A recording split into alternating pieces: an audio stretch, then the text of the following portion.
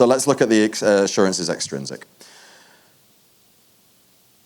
Let's just read this a second. Each assurance is a sequence of binary values, so a bit string, one per core, together with a signature and the index of the validator who is assuring.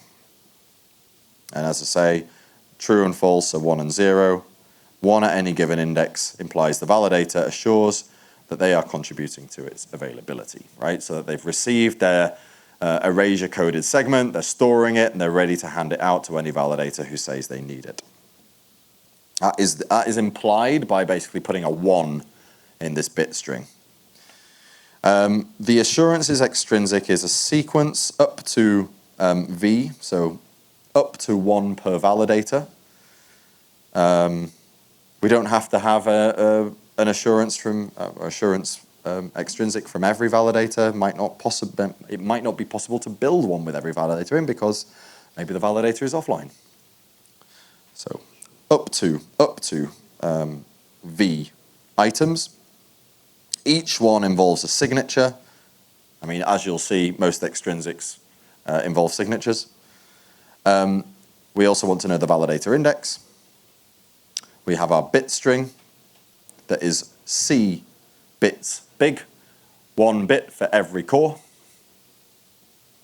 And then the anchor, right? The header hash that this availability assurance is working on.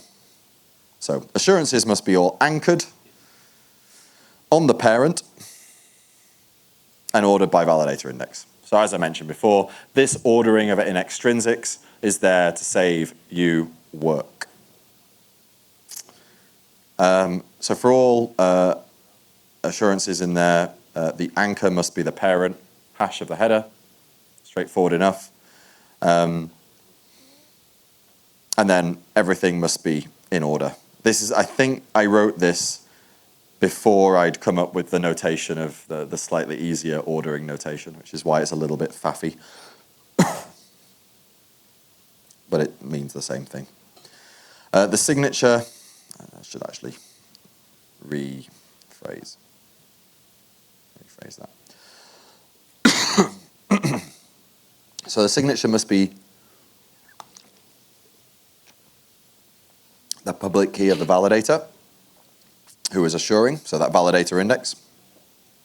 Okay, so that's what this bit says. We're using the posterior kappa for this. We use the prior kappa and lambda for judgments, and we use the posterior kappa for guarantees, assurances.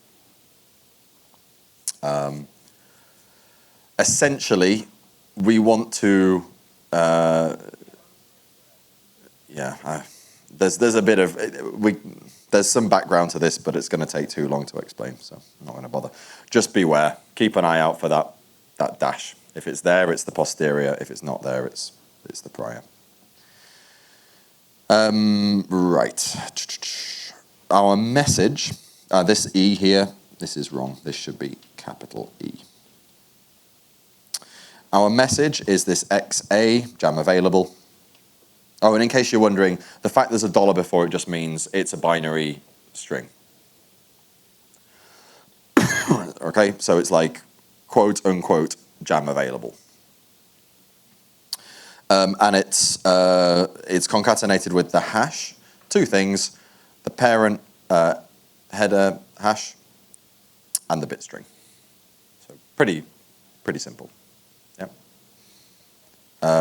When I put these 2 items in a hash, all I mean is concatenate them, like concatenate their serialization and hash that. I sometimes miss out I think it could be written H of, it's E, isn't it? And then the stuff. But I for brevity, just sometimes skip the E because it should be obvious. You can't, it's the only way you would sensibly hash 2 items is to concatenate them and encode them and concatenate them. Okay. Now we can't obviously give an availability assurance on a core that isn't actually trying to make anything available. So any bits that are set in that bit string must necessarily imply the core has something in it. And that's what equation 128 is saying. For all of the all of the assurances that we're getting, go through all the cores. If that bit is set, that implies that row, the intermediate row, the first intermediate row is has something in it. Yeah.